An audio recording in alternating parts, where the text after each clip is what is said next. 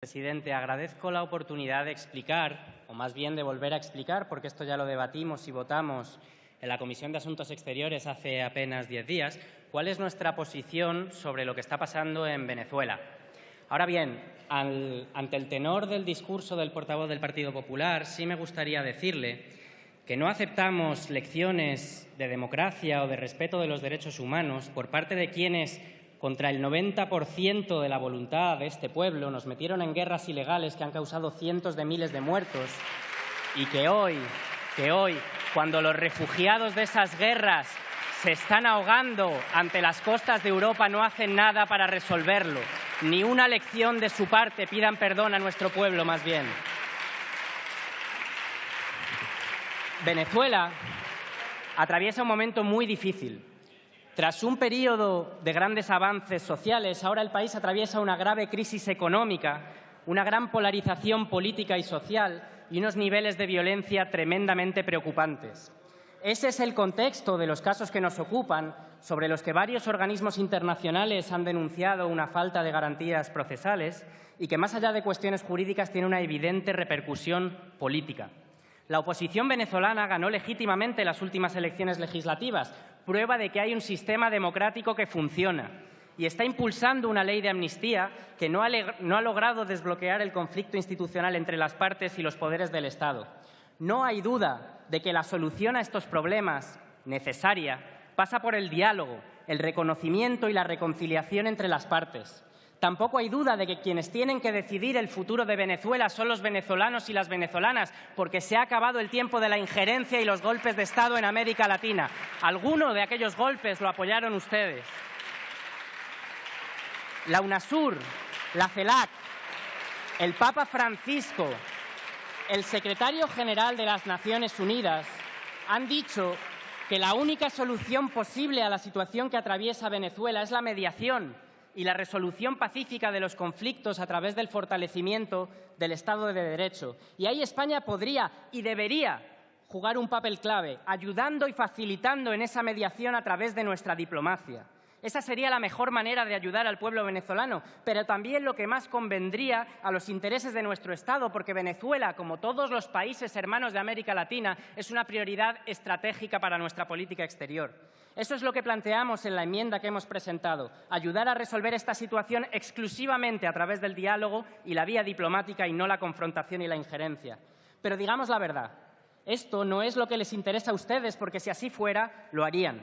A ustedes les interesa alimentar una operación político-mediática incesante y obsesiva para convertir Venezuela en un asunto de política interior, cuyo único objetivo es desautorizar y criminalizar a una fuerza política con 5 millones de votos.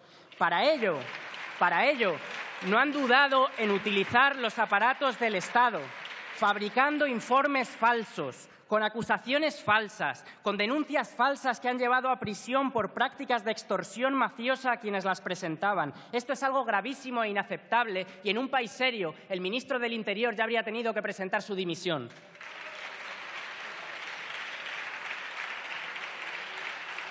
Fíjense, mientras yo preparaba esta intervención, me enteré por la prensa de que el ministro Margallo estaba con una corte de empresarios visitando Kazajistán, un país que Amnistía Internacional denuncia año tras año por cientos de casos de tortura. Y allí el ministro anunció que España va a apoyar su candidatura al Consejo de Seguridad de las Naciones Unidas. Ese mismo día, me enteré por la prensa también de que el anterior jefe del Estado y el anterior ministro de Asuntos Exteriores, el señor Moratinos, estaban en un funeral de Estado en Arabia Saudí, una dictadura que ejecutó a 158 personas el año pasado. No escuché a nadie poner el grito en el cielo. Digamos la verdad, señores del PP. Su interés prioritario en esta cuestión no es defender los derechos humanos, sino obtener réditos políticos para la campaña electoral. Si no fuera así, si ustedes trajeran a esta Cámara una preocupación y un compromiso sincero con los presos políticos y los derechos humanos, tal vez hablaríamos aquí alguna vez de los más de 600 presos palestinos. Un momento, por favor. El público no puede intervenir de ninguna de las maneras. Por favor, desalojen a esta persona.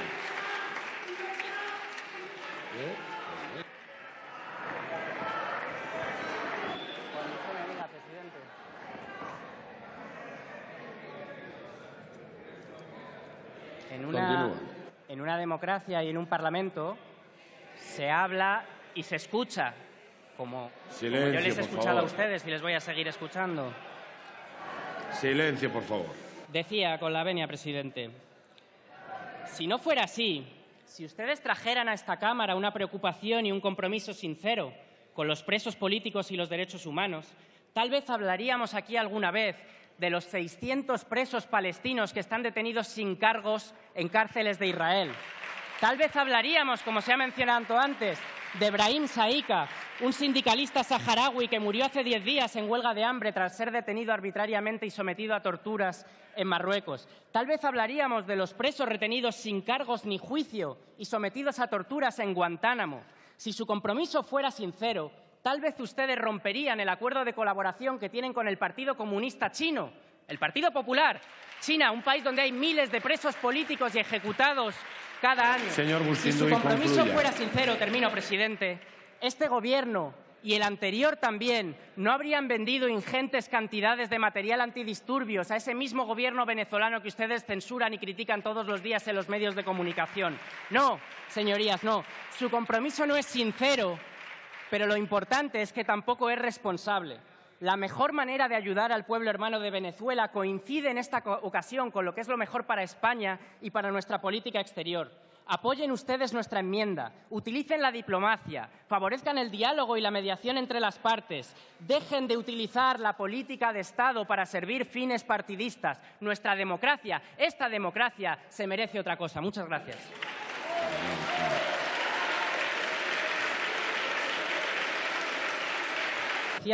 Y unos niveles de violencia tremendamente preocupantes.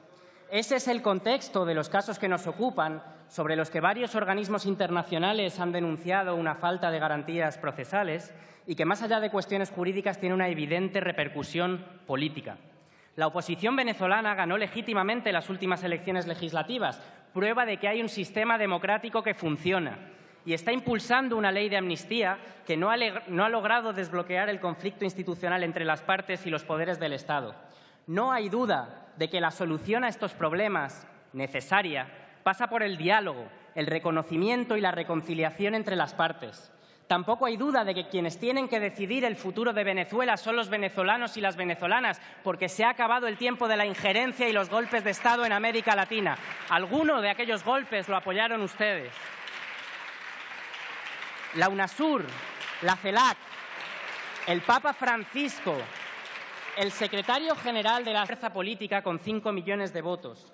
Para ello, no han dudado en utilizar los aparatos del Estado, fabricando informes falsos, con acusaciones falsas, con denuncias falsas que han llevado a prisión por prácticas de extorsión mafiosa a quienes las presentaban. Esto es algo gravísimo e inaceptable y en un país serio el ministro del Interior ya habría tenido que presentar su dimisión.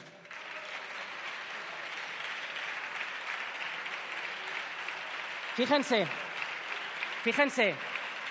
mientras yo preparaba esta intervención, me enteré por la prensa de que el ministro Margallo estaba con una corte de empresarios visitando Kazajistán, un país que Amnistía Internacional denuncia año tras año por cientos de casos de tortura. Y allí el ministro anunció que España va a apoyar su candidatura al Consejo de Seguridad de las Naciones Unidas. Ese mismo día, me enteré por la prensa también de que el anterior jefe del Estado y el anterior ministro de Asuntos Exteriores de las Naciones Unidas han dicho que la única solución posible a la situación que atraviesa Venezuela es la mediación y la resolución pacífica de los conflictos a través del fortalecimiento del Estado de Derecho. Y ahí España podría y debería jugar un papel clave, ayudando y facilitando en esa mediación a través de nuestra diplomacia. Esa sería la mejor manera de ayudar al pueblo venezolano, pero también lo que más convendría a los intereses de nuestro Estado, porque Venezuela, como todos los países hermanos de América Latina, es una prioridad estratégica para nuestra política exterior. Eso es lo que planteamos en la enmienda que hemos presentado, ayudar a resolver esta situación exclusivamente a través del diálogo y la vía diplomática y no la confrontación y la injerencia. Pero digamos la verdad, esto no es lo que les interesa a ustedes, porque si así fuera, lo harían. A ustedes les interesa alimentar una operación político-mediática incesante y obsesiva para convertir Venezuela en un asunto de política interior, cuyo único objetivo es desautorizar y criminalizar a una fuerza. Presidente, agradezco la oportunidad de explicar, o más bien de volver a explicar, porque esto ya lo debatimos y votamos en la Comisión de Asuntos Exteriores hace apenas 10 días, cuál es nuestra posición sobre lo que está pasando en Venezuela. Ahora bien, ante el tenor del discurso del portavoz del Partido Popular, sí me gustaría decirle que no aceptamos lecciones de democracia o de respeto de los derechos humanos por parte de quienes, contra el 90% de la voluntad de este pueblo, nos metieron en guerras ilegales que han causado cientos de miles de muertos y que hoy, cuando los refugiados de esas guerras se están ahogando ante las costas de Europa, no hacen nada para resolverlo. Ni una lección de su parte, pidan perdón a nuestro pueblo, más bien. Venezuela atraviesa un momento muy difícil. Tras un periodo de grandes avances sociales, ahora el país atraviesa una grave crisis económica, una gran polarización política y social. Señor Moratinos, estaban en un funeral de Estado en Arabia Saudí, una dictadura que ejecutó a 158 personas el año pasado. No escuché a nadie poner el grito en el cielo. No escuché a nadie poner el grito en el cielo. Digamos la verdad, señores del PP. Su interés prioritario en esta cuestión no es defender los derechos humanos, sino obtener réditos políticos para la campaña electoral. Si no fuera así, si ustedes trajeran a esta Cámara una preocupación y un compromiso sincero con los presos políticos y los derechos humanos, tal vez hablaríamos aquí alguna vez de los más de 600 presos palestinos. Un momento, por favor. El público no puede intervenir de ninguna de las maneras. Por favor, desalojen a esta persona. ¿Eh?